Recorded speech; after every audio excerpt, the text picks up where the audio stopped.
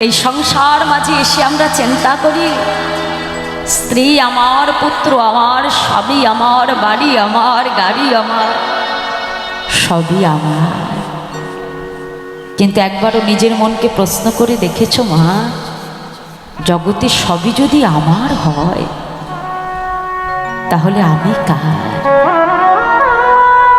কি গো মাইরা, এই সংসারের সবই তো আমার, তাহলে আমি কার?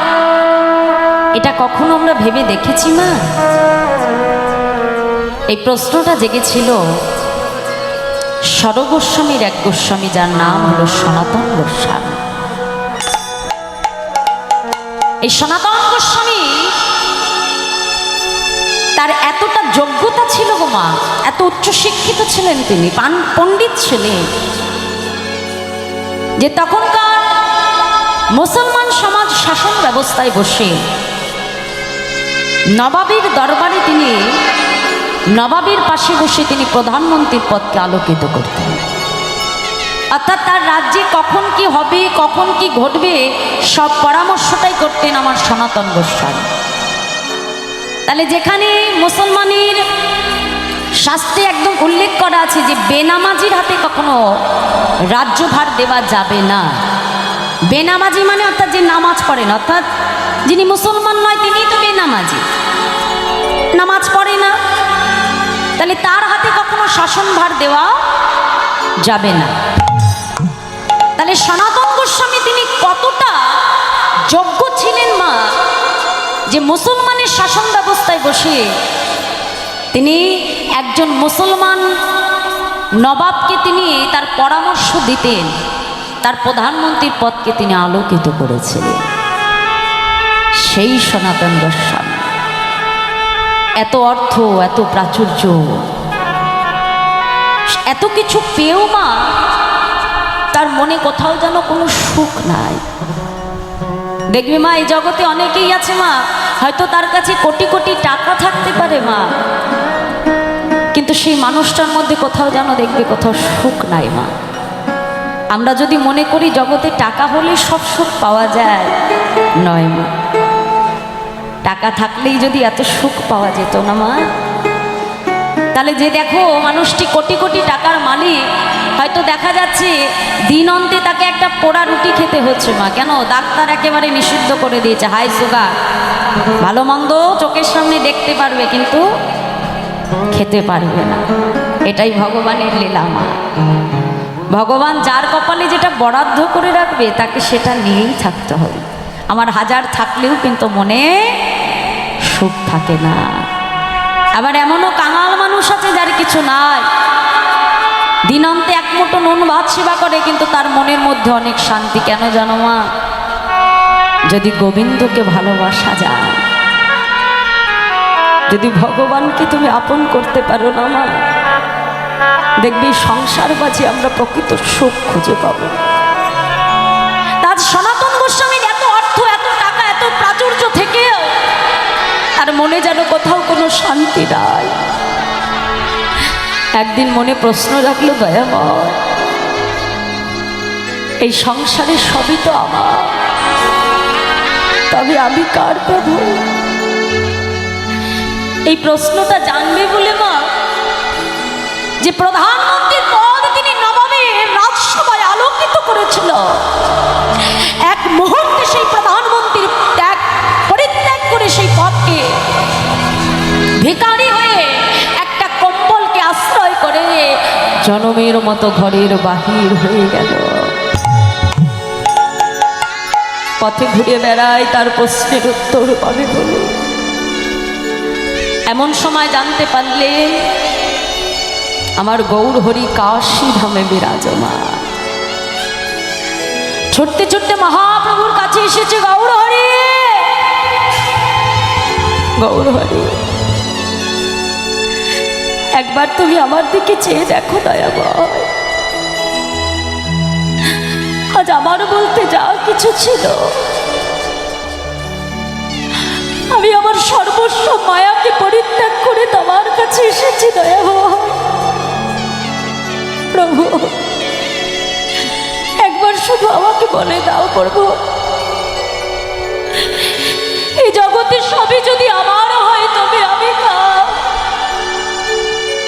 গৌরহরি বলছে, দাঁড়াও সনাতন, শান্ত হও। কি বললে তুমি? সব মায়া কাটিয়ে তুমি আমার কাছে এসেছো সনাতন? না না, আমি দেখতে পাচ্ছি তোমার সর্বমায়া তুমি এখনো ত্যাগ করতে পারো নাই সনাতন। কেন কেন গৌরহরি, কেন তুমি এমন কথা বলছো দয়াময়? সনাতন, যদি সর্বমায়া তুমি ত্যাগ করতে পারোই সনাতন, তবে আমাকে বলো, ঘর থেকে বাহির হবার সময় ওই কম্বলটাকে কেন নিজের বলে আঁকড়ে ধরে এনেছো সনাতন? যাও যাও যাও, আগে সর্বমায়া ত্যাগ করো, তবে আমি তোমার প্রশ্নের উত্তর দেব। সনাতন গোস্বামী কি করলো জানো মা? ঘরের বাহিরে যে কম্বলটা একজন ভিখারিকে দান করে শূন্য হাতে গৌরহরির কাছে এসে দাঁড়িয়ে বলছে, দয়াময়, এইবার তুমি চেয়ে দেখো প্রভু, এই সংসারে যে আমার আপন বলতে আর কিছু নাই দয়াময়, এই সংসারে যে আজ আমার আপন বলতে আর কেউ নাই দয়াময়, আজ আমি আমার সর্বমায়াকে পরিত্যাগ করেছি প্রভু, বলো এবার তুমি বলো দয়াময়, আমি কে, আমি কে আমার কেন মরে জানি তো প্রত্যয়, ইহা না জানিলে জীবের কই চহিত হয়। গৌরহরি বলল, সনাতন, এই প্রশ্নটা শুধু তোমার একার নয়, ভালো করে কান খুলে শোনো সনাতন। এ জগতে তুমি যত প্রকারের জীব দেখতে পাচ্ছ সনাতন, সকল জীবের এ জগতের একটাই পরিচয়। ও মায়েরা, এই জগতে এসে আমরা প্রত্যেকে নিজস্ব নিজস্ব একটা বংশ পরিচয় পাই, একটা নাম পাই, একটা গোত্র পাই, পিতৃ পরিচয় পাই, স্বামীর পরিচয় পাই, কিন্তু জেনো মা, সেটা কিন্তু আমাদের আসল পরিচয় নয়। আজ যে মানুষটি, ধরো তোমার সন্তান, তার একটা তুমি নাম দিয়েছো মা, বা তোমার পিতামাতা তোমার নামটা রেখেছে, কিন্তু আমি যখন এই পৃথিবীর মায়া পরিত্যাগ করে চলে যাব, আমার সেই নামটার কি আর কোনো অস্তিত্ব থাকবে মা? আছে কি? এই যে আমার নাম সুপর্ণা গোস্বামী, এখন আমার নাম সুপর্ণা গোস্বামী, ঠিক আছে, এটা আমার পরিচয়, আমি পেয়েছি, কিন্তু যেদিন আমি এই সংসার ছেড়ে চলে যাব, আমার এই নামের কি আর কোনো অস্তিত্ব থাকবে মা? থাকবে না, কিচ্ছু সঙ্গের সাথী হবে না গো মা, কোনো পরিচয় আমার পরিচয় নয়। গৌরহরি বলল, শোনো সনাতন, জীব নিত্য কৃষ্ণদাস, জীব নিত্য কৃষ্ণদাস, তাহা ভুলে গেল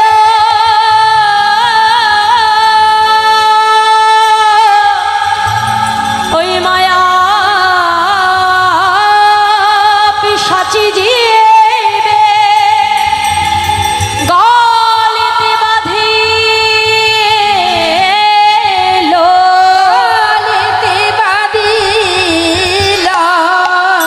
জীব নিত্য কৃষ্ণদাস তাহা ভুলে গেল, তে কারণে মায়া পিশাচী জীবের গলিতে বাঁধিল। আমরা সকলে কৃষ্ণচরণের দাস, আর এই কথাটা যখনই আমরা ভুলে যাই, সংসার মায়ার পিশাচী আমাদের প্রত্যেকটা জীবকে গ্রাস করে নেয়। তাহলে মাগো, এই সংসার মায়ার কবল হতে যদি আমাকে মুক্তি পেতে হয়, তাহলে জগতে আমার একটাই উপায়, সেটা হলো হরিনাম। নাম করো, নাম ছাড়া জীবের গতি নাই, গতি নাই, গতি নাই। আর সেই নামকে কলিযুগে আনলেন কি আমার চৈতন্য মহাপ্রভু, জীবের দাঁড়ে দাঁড়িয়ে হাতে পায়ে ধরে প্রভু আমার হরিনাম দিলেন। আমার চৈতন্য মহাপ্রভু আর আমার দয়াল নিতাই চাঁদের মতো দয়াল কোনো যুগে হয় নাই আর হবেও না। তাই আজ বৈষ্ণব মহাজন তিনি পদাবলিতে কলম রাখছে, কি বলছে? দেখো দেখো অসাধনে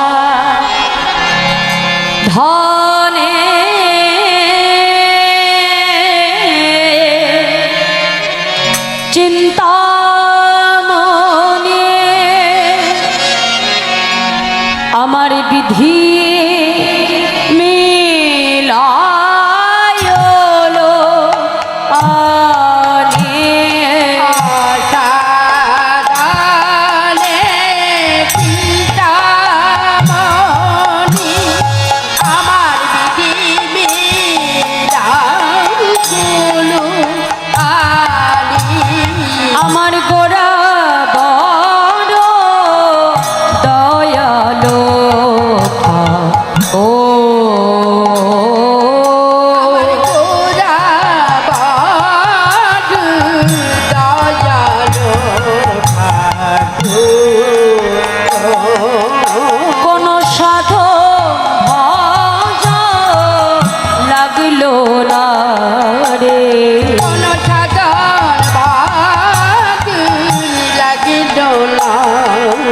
তারে অসাধনে পাওয়া গেল সাধন ভজ লাগল না রে।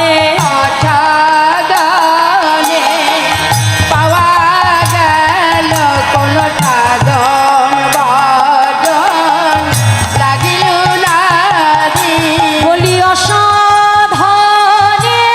পাওয়া গেল সাধন ভজন লাগিল না রে। এই কলি যোগে হয়ে গেল সাধন ভজনে লাগলো না রে। এমন দয়াল গৌরবতারে বলো ধনী নিতাই গৌর হরি হরি কোন সাধন ভজনে লাগলো না রে। অসাধনে পাওয়া গেল সাধন ভজনে লাগলো না রে। এমন দয়াল গৌরবতারে কলি যুগ হয়ে গেল কোন সাধন ভজনে লাগিল না রে। অসাধনে পাওয়া গেল কোন সাধন ভজন লাগিল না রে। আমার দয়াল গৌরা বুঝাতে সাধন ভাগ লাগিল না রে। তাহলে কি বললো মায়েরা? অসাধনে পাওয়া গেল সাধন ভজ লাগলো না। এই কলিতে ভগবানকে পাওয়ার জন্য কষ্ট করতে হয় না গো মা, হয় কি? দেখো সত্যযুগে ভগবানকে পেতে গেলে অনেক কষ্ট করতে হতো। সত্যযুগের উপায় ছিল ধ্যান। ধ্যান করে তারা ভগবানকে আগে ডাকতো মা। তেতা যুগে আসলো যাগযজ্ঞ, আর দাপর যুগে এলো পূজা অর্চন। কিন্তু কলিতে আমার চৈতন্য মহাপ্রভু দেখলে যে আমার কলির জীবের এত সময় নাই যে তারা ধ্যান যাগযজ্ঞ তপস্যা করে ভগবানকে ডাকবে। কি গো মাইরা, সময় আছে কি? আছে কি? দেখো আজকে এত সুন্দর একটা হরিবাস, তাহলে গ্রামের কত ভক্ত আছে মায়েরা, তাই না? তাহলে সবাই তো হরিনাম শুনেই চলে আসতে পারতো, কিন্তু পারে নাই তো। হ্যাঁ, কেন জানো মায়েরা? কারণ এই যে হরিনাম আস্বাদন করব, এই করার জন্য কিন্তু সুকৃতির প্রয়োজন হয়। ভগবানের কৃপা না থাকলে হরি কথা শোনা যায় না মা। প্রভু যদি কৃপা করে তোমাকে এই জায়গায় আনে, তবেই কিন্তু তুমি হরিনাম শুনতে পারবে। কি মা, তাই না? দেখো আজ যদি আমি সুস্থ না থাকতাম, আমি কি এখানে আসতে পারতাম? পারতাম না। তাহলে ভগবান আমাকে এনেছে বলে আমি আসতে পারছি। তেমন মাগো, হরিকথা আস্বাদন করতে গেলেও কোটি কোটি জন্মের সুকৃতি আর সৌভাগ্য থাকার প্রয়োজন হয় না। ভগবানের নাম যদি সবাই শুনতে পারত, তাহলে সবারই তো মুক্তি হয়ে যেত মা, বাকি থাকতো কেউ না। আমরা কলির জীব তো, যেটা করলে আমাদের উপকার হবে আমরা সেদিকে কেউ যাই না গো মা।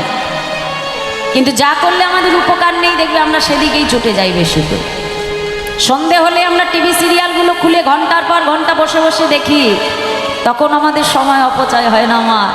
কিন্তু হরিবাসরে এসে 3 ঘন্টা বসে হরি কথা শুনবো, তখন আমাদের অনেক সময় চলে যায়, তাই না? তখন সংসারের কত কর্ম এসে যায়, হ্যাঁ, পিছু টান এসে যায়। কিন্তু যখন ঘন্টার পর ঘন্টা বসে টিভি সিরিয়াল দেখি তখন আর সময় যায় না গো মা। তাহলে যেটা দেখলে আমাদের কোনো উপকার নাই, টিভি সিরিয়াল যখন আমরা টেলিভিশনে দেখি তার থেকে কোনো শিক্ষা পাওয়া যায় কি মা? বরং যেটা তোমার ভালো কিছু আছে সেই গুণটা সেটা দেখলে আরো চলে যাবে কি মা, তাই না? ওই টিভি সিরিয়াল দেখে দেখে এখন কি শিখছে, শাশুড়ি বৌমার উপর অ্যাপ্লাই করে আর বৌমা শাশুড়ির উপর অ্যাপ্লাই করে, যে কিভাবে সংসারে গন্ডগোল ছাড়া ভালো কিছু বাঁধে না, ভালো কিছু সম্ভব নয়। কিন্তু যে হরি কথা শুনলে জীবের মঙ্গল, সেখানে দেখবে ভক্ত খুঁজে পাওয়া যায় না। এটাই হলো কলিযুগ। আজ আমার মহাপ্রভু বললেন যে হরের নাম হরের নাম হরের নামাইব কি বলা কলো নাস্তিব নাস্তিব গতি রন্নথা। বলল যাগ যজ্ঞ ধ্যান তপস্যা পূজা অর্চন কোনো কিছুর প্রয়োজন না, তাহলে আমাদের মুক্তি হবে কি করে গো মা? মহাপ্রভু বলল বদনে হরি বল, দুপোটা নয়ন জল পরিশ্রম করে যদি একবার তাকে ডাকার মতো ডাকতে পারো মা, তাহলে এক হরি নামেই জীবের মুক্তি ঘটে যায়। তাই সেই হরিনামকে আশ্রয় করে এলেন আমার চৈতন্য মহাপ্রভু। সঙ্গে নিলেন কাকে দাদা? নিত্যানন্দ প্রভু। নদিয়ার রাজপথে দাঁড়িয়ে দুটি বাহু প্রসার করে নদেবাসীকে ডেকে ডেকে বলছে, নদেবাসী তোমরা সকলে আমার সঙ্গে বলো। কি বলবো প্রভু? বলো বলো।